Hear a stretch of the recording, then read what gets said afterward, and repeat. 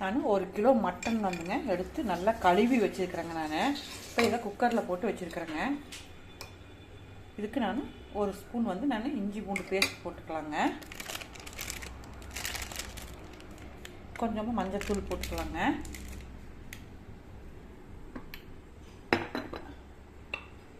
கொஞ்சமாக நம்ம மிளகாத்தூள் போட்டுக்கலாங்க.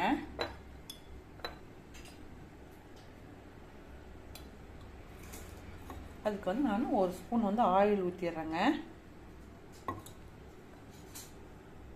கொஞ்சமாக தண்ணி ஊற்றிங்க. இப்போ நம்ம இதை குக்கரில் வேக வச்சிடலாங்க. நம்ம மட்டன் நல்லா வெந்துருச்சுங்க. மட்டன் சுக்காவுக்கு வறுத்து அரைக்க வேண்டிய பொருள் வந்துங்க, நான் சோம்பு வந்து 1 டீஸ்பூனுங்க, ஜீரகம் வந்து 1/2 டீஸ்பூனுங்க, 2 ஏலக்காய்ங்க, ஒரு 5 கிராமுங்க, ஒரு ஸ்பூன் வந்து கொத்தமல்லி எடுத்துருக்குறேங்க. நான் கல்பாசி கொஞ்சங்க, ஒரு 3 பட்டைங்க, 1 டீஸ்பூன் வந்து மிளகு தூளுங்க. இது எல்லாம் அது கூடவேங்க இந்த 2 வரமிளகாய்ங்க. இதெல்லாம் சேர்ந்து நல்லா வறுத்துக்கலாங்க. ட்ரையாகவே இந்த மாதிரி நல்லா வறுத்தாச்சுங்க.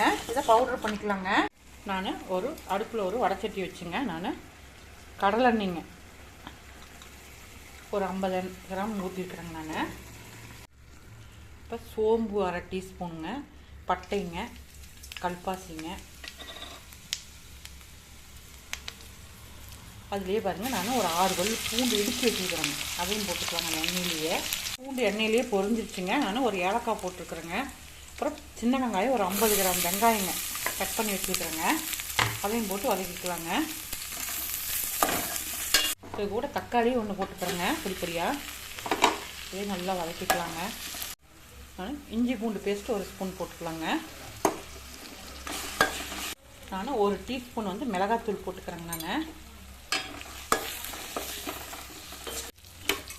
போட்டுட்டுங்க. நான் மட்டன் வந்துங்க நான் வேவிச்சு வச்சுங்க, தண்ணி இழுத்துட்டுங்க நான் இதில் போடுறேங்க. அந்த தண்ணி வந்து நான் குழம்புக்கு நான் யூஸ் பண்ணிக்கிறேங்க. நான் மட்டன் குழம்புக்கு நான் யூஸ் பண்ணிக்கிட்டேங்க. நான்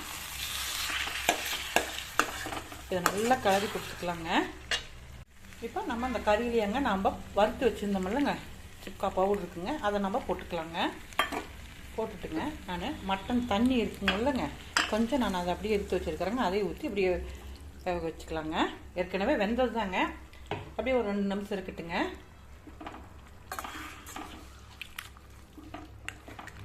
இப்போ மட்டன் சுக்கா நல்லா ட்ரை ஆயிடுச்சுங்க. லாஸ்ட்டாக நம்ம வந்துங்க 1 ஸ்பூன் வந்து நெய் போட்டுக்கலாங்க. அப்போ தான் மட்டன் சுக்காவுக்கு நல்ல டேஸ்ட்டை கொடுக்குங்க. 1 ஸ்பூன் மட்டும் நம்ம போடுறோங்க. போட்டுட்டுங்க அப்படியே 1 நிமிஷம் அப்படியே இருக்கட்டுங்க. லாஸ்ட்டாக வந்துங்க நான் கொத்தமல்லி தழை தூவிக்கலாங்க. நம்மளுடைய மட்டன் சுக்கா வந்து ரெடி ஆயிடுச்சுங்க.